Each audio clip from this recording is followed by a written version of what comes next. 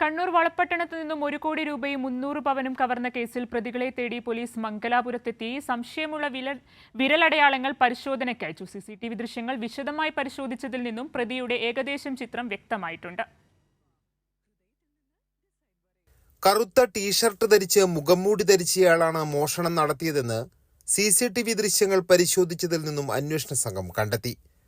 എന്നാൽ മുഖം വ്യക്തമാകുന്ന തരത്തിലുള്ള CCTV ദൃശ്യങ്ങൾ ലഭിച്ചില്ല. പോലീസ് ശേഖരിച്ച വിരലടയാളങ്ങളിൽ സംശയമുള്ള ചിലത് പരിശോധനയ്ക്കയച്ചു. പ്രതിയെ തേടി പോലീസ് മംഗലാപുരത്തും പരിശോധന നടത്തി. മോഷണം നടന്ന വീടിനെക്കുറിച്ച് അടുത്തറിയാവുന്നവർക്ക് കവർച്ചയിൽ പങ്കുണ്ടെന്നാണ് പോലീസിന്റെ നിഗമനം. അഷ്റഫും കുടുംബവും വിവാഹത്തിന് പോയ കാര്യവും മടങ്ങിയെത്തുന്ന കാര്യവും കൃത്യമായി മോഷ്ടാക്കൾക്ക് കൈമാറിയത് ഇയാളാണെന്നാണ് സംശയം. ശാസ്ത്രീയ തെളിവുകളിലൂടെ ഇയാളിലേക്ക് എത്താനുള്ള ശ്രമമാണ് പോലീസ് നടത്തുന്നത്.